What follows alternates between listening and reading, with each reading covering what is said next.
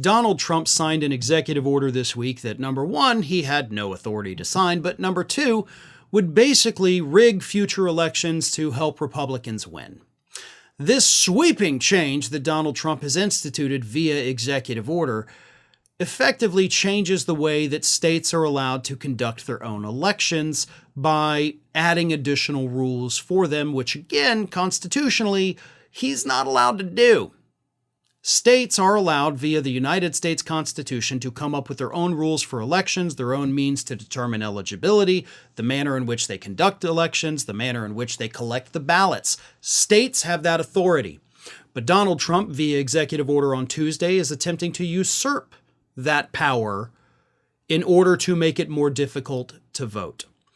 One of the things that is in this executive order, well, let me just read it.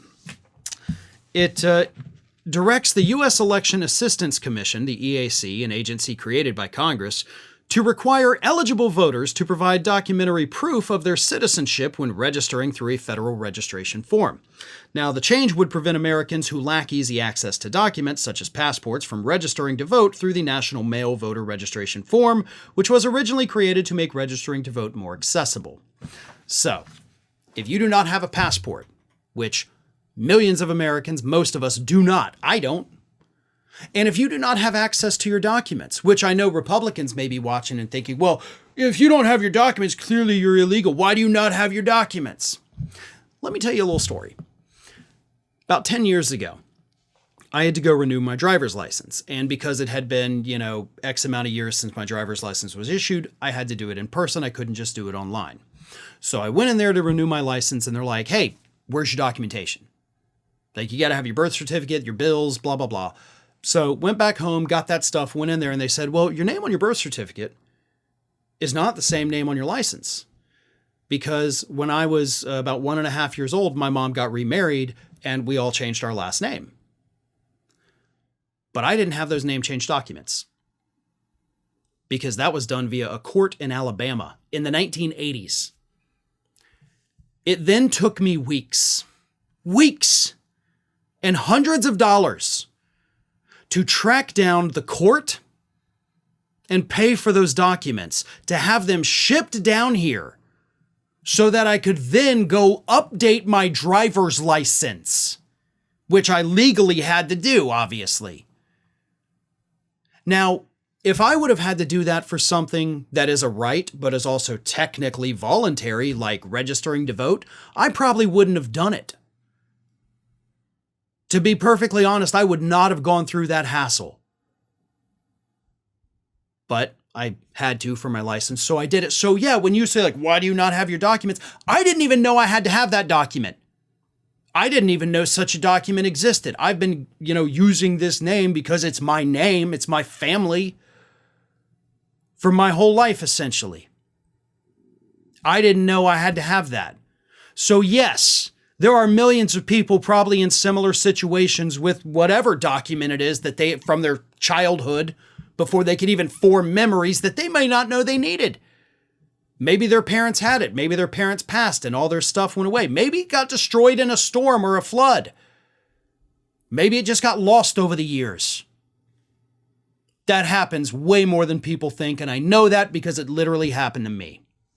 But that's just one thing that this executive order does.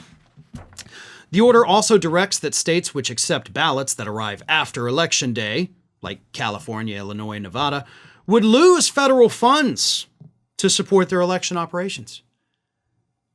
So basically, even though as long as you send in your ballot, postmarked by Election Day, it still counts, nope.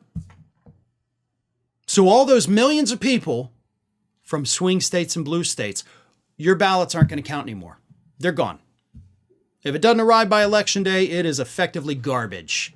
That is disenfranchising millions of people, and it is stripping millions of people of their actual right to vote. And that, of course, is where the legal challenges will come in, and I think they can easily win on that particular issue.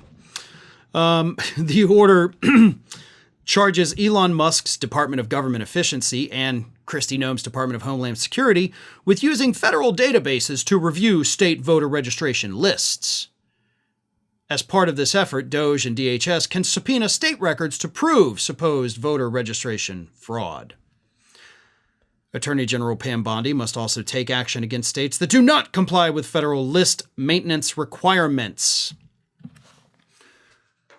That one seems a little confusing, right? Let me put it in layman's terms. Voter purges. Elon Musk is now going to be in charge of Republican voter purges across the country. Republican-controlled voter purges. They ain't purging Republicans, trust me. So what they'll do is they'll say, give us your list of voters. Okay? Now give us your list of convicted felons or people who are otherwise not allowed to vote. Uh-oh, this one says John Smith isn't allowed to vote. You've got 50 John Smiths on your voter records. All of them are gone. That's how they do it. And they've been doing it for decades. And in many states, they don't tell you that you were removed. And they sure as hell don't bother to double check that you were correctly removed. So instead, you show up to vote, you're not on the list, and you don't vote. Or you can cause a big fuss, maybe get a provisional ballot depending on the rules of your states that may or may not count. Or some states like Florida may say, you're not on the list, get the hell out of here, or we're calling the cops. Elon Musk is going to be in charge of that. Donald Trump is effectively trying to rig future elections. Not trying to, he signed the order. But rig future elections so that Republicans can't ever lose. Because apparently that's the only way they know how to win is through cheating. Something that Donald Trump has repeatedly said about the Democrats, but as per usual, it's all projection, and the Republicans are in fact the cheaters. Welcome to the Ring of Fire YouTube channel. I am Farron Cousins, the host of Ring of Fire here on YouTube. I don't know if this is your first time here, or maybe you're somebody who comes here every single day, but either way, let me tell you what's going on. Ring of Fire was actually started in the year 2004 by none other than our own America's lawyer, Mike Papantonio. And over the last 20 plus years, Ring of Fire has gone from being a 1-hour weekend radio program on Air America through a series of changes. Go Left TV, which we started back in 2007. We've been on the Young Turks network. And of course, this very YouTube channel here that started obviously as they all do with no subscribers. And we've now ballooned to well over 1 million as we go on our way to that 2 million mark. So again, if this is your first time here, make sure you subscribe. Take a few minutes, look around. We have content that actually goes back 20 years. So there's lots to see, there's lots to do. And trust me, with the next 4 years of Donald Trump getting back in office, we will be here every day, every single day with fresh content for you to keep you informed about what's happening and, of course, to warn you of the potential dangers that Donald Trump poses as we approach his second term.